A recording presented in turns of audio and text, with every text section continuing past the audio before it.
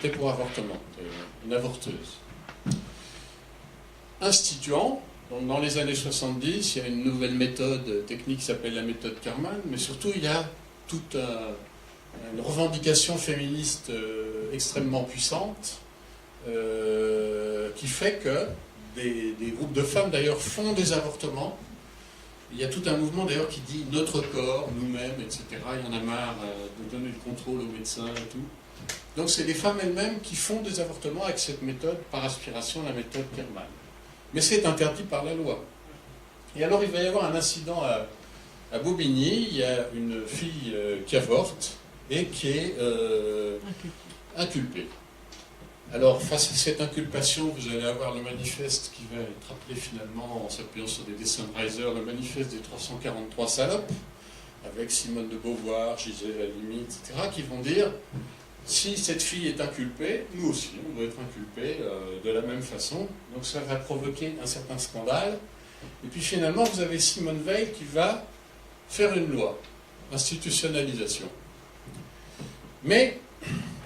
Alors, pour revenir aux histoires de moments dialectiques, le problème... Si, mais je suis obligé quand même de faire l'autre détour. La cause de négation de la négation. Ouais. C'est que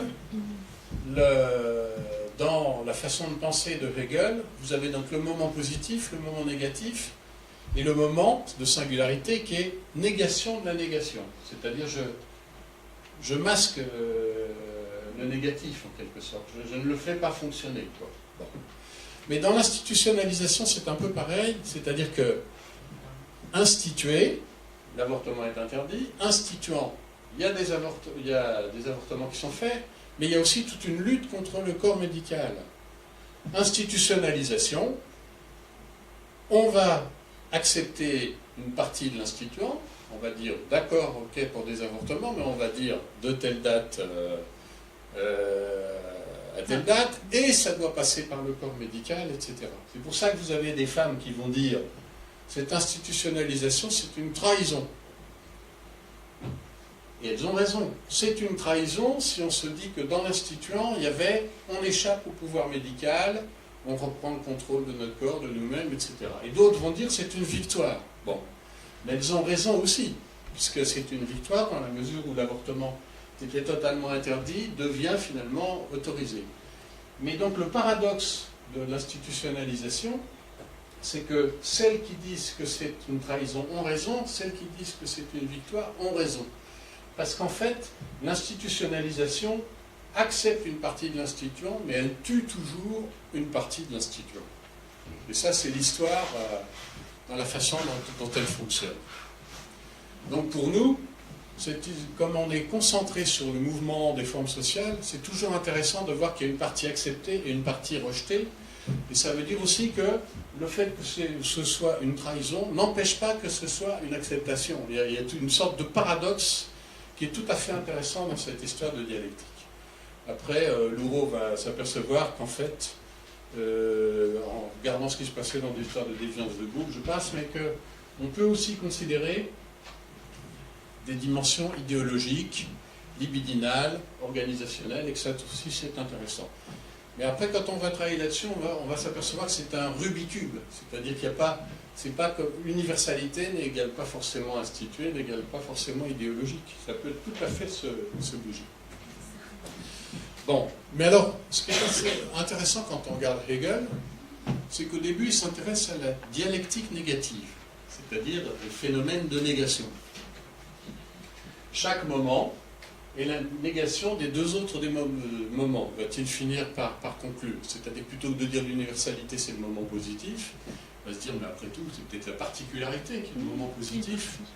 Donc c'est plutôt... Désolé. On peut revenir en arrière ou... Hein? Je ne sais pas si on peut aller en arrière.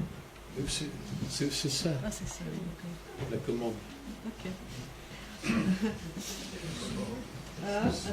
Attendez. Voilà. Donc chaque moment est la négation des deux autres moments. Puis après, il va avoir une autre pensée, plus vers la fin de sa vie, il va se dire, mais au fond, ça n'est pas complet. Il y a une dialectique négative, mais il y a une dialectique positive. Chaque moment est aussi contient finalement les deux autres moments. La partie contient le tout, c'est-à-dire qu'en tant qu'individu, ben, je contiens la société dont je fais partie, et je contiens aussi le système de normes, de lois, etc. Donc ça, c'est la dialectique positive. Et finalement, si on veut avoir une réflexion dialectique, on doit penser aux deux dimensions, c'est-à-dire chaque moment est la négation des deux autres moments, mais aussi chaque moment contient les deux autres moments, ce qui est une sorte de paradoxe extrêmement intéressant. Bon. Et alors, après, on peut se dire, ben, nous, comment on fonctionne finalement? Qu'est-ce qu'on fait dans une socianalyse?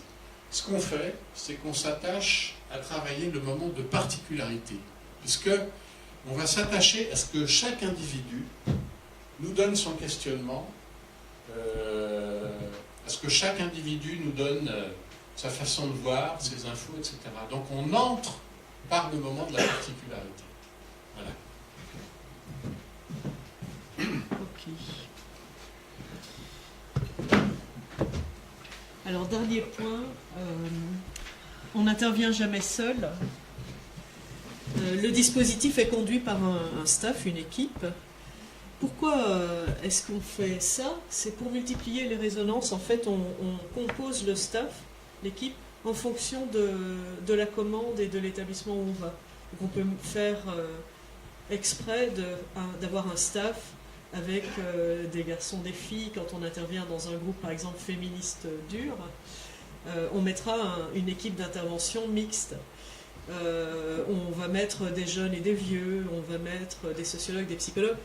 Il faut essayer de multiplier en fait les sensibilités, les distanciations, avoir un éventail de compétences différentes, parce que de cette manière-là, on augmente notre possibilité d'être en miroir de ce qui est en train de se passer chez les participants. Le staff est forcément traversé par les phénomènes que vit l'Assemblée. Donc le staff, il vit toutes les tensions, il est déchiré, il peut être complètement perturbé par les analyseurs, ce qui nécessite de prévoir un travail en amont, un travail en aval, et puis à l'intérieur même de l'intervention, on organise ce qu'on appelle des boîtes noires. Une boîte noire, c'est le moment où l'équipe d'intervention est complètement en désaccord à l'intérieur sur qu'est-ce qui est en train de se passer, que faut-il faire. À ce moment-là, on suspend le travail, on dit qu'on se retire, on discute entre nous, on regarde ce qui se passe, on le reformule à l'Assemblée. Parce qu'on se sert complètement et en permanence de l'effet miroir entre le staff d'intervenants et les participants. C'est pas possible de mener, de conduire une socianalyse, de tenir un dispositif, de tenir la triangulation, de faire sortir les analyseurs, de s'accrocher à tout ce qui est instituant, etc., en étant seul. Alors, dernier point sur le travail du staff, il doit faire la part entre la résistance qu'il analyse et celle qu'il franchit. Lorsque le dispositif est en péril, c'est une situation qu'on vient de vivre d'ailleurs là, en organisant une conférence citoyenne dans un arrondissement de Paris, qui n'est pas tout à fait une socianalyse, mais qui avait des aspects socianalytiques. Il y a des moments où la résistance à ce travail de conférence citoyenne, de participation en fait, est telle que le dispositif est menacé et que le travail peut complètement s'arrêter. Et dans ces cas-là, il faut absolument franchir cette résistance en maintenant ce dispositif. Mais il y a d'autres moments, la résistance que l'on sent entre nous et même entre intervenants, les dissensions que nous avons, elles sont à analyser. Donc c'est justement pour ça qu'il faut prévoir beaucoup de temps pour l'équipe d'intervention, pour qu'elle travaille elle-même ce qui se passe entre les intervenants, de manière à pouvoir le reformuler et le renvoyer vers l'Assemblée. Alors, ce qui est assez confortable dans l'intervention, je trouve, et Touraine le disait aussi, bien qu'il était beaucoup moins analytique que nous en socianalyse, mais si ce que vous reformulez à une assemblée socianalytique n'est pas correct, ça va vous être dit tout de suite, en fait. C'est-à-dire que vous verrez tout de suite si vous êtes bien en résonance avec ce qui se passe dans l'assemblée, ou si vous êtes plutôt dans des affaires qui concernent à la limite uniquement l'équipe d'intervention. Donc il y a une façon de réguler qui vient de l'Assemblée qui est quand même une garantie, qui fait qu'on a toujours intérêt à reformuler les éléments que le staff traverse et ressent plutôt que de s'abstenir de le faire en se disant non mais c'est peut-être nous qui, mais ce n'est peut-être pas en phase avec eux. Voilà, donc là, on a terminé notre exposé. Je voulais juste dire, par exemple, le type de résistance qu'on peut avoir dans une conférence citoyenne. Les gens sont tirés au sort, à partir des logiciels qui servent pour les jurys d'assises, etc. Mais ceux qui envoient les lettres prennent tellement de temps qu'il y a des lettres qui vont être envoyées après la date de la conférence citoyenne. Après la date d'inscription. Bon, alors quelle est la solution qu'on prend à ce moment-là comme intervenant? On se dit, on voit qu'ils résistent trop, on va nous-mêmes, on déboule, et puis on fait nous-mêmes les enveloppes. Voilà, et on passe 3, 4 jours ou 5 jours à faire les enveloppes. Donc ça, c'est une résistance qu'il faut franchir.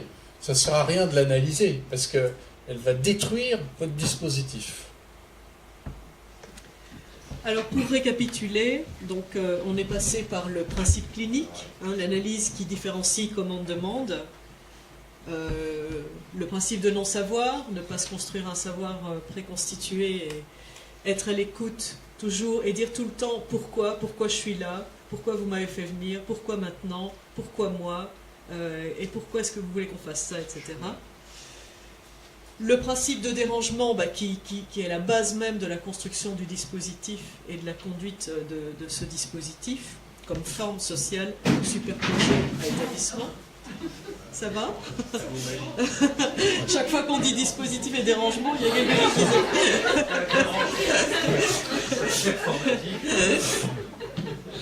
Le principe d'Agora avec le coefficient de transversalité maximale, la nécessité de toujours rapprocher champ d'analyse, champ d'intervention, et de ne pas perdre de vue la légitimité qu'on a à intervenir. Le principe de triangulation, on vient de le voir, avec les alliances tournantes et l'analyse du rapport entre nous pour analyser le rapport entre eux.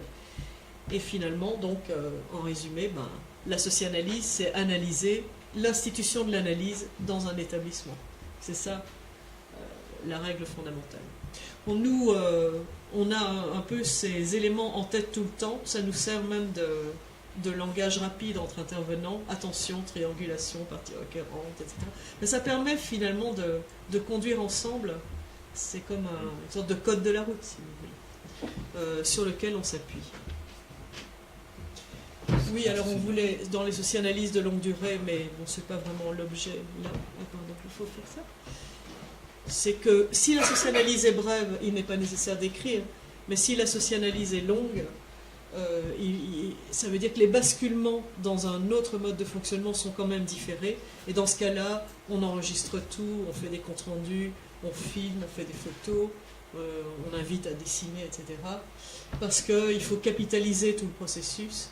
Il faut aussi empêcher que, ce qu'on a vu souvent quand la socianalyse est longue, c'est qu'il peut y avoir un vol des idées qui s'élabore dans l'intervention, il peut y avoir des gens qui se les attribuent, et puis tout à coup on voit apparaître des nouvelles conceptions, etc., sans qu'on voit l'origine. Donc il faut bien garder et tracer la socianalyse. Et pour terminer, un petit dessin.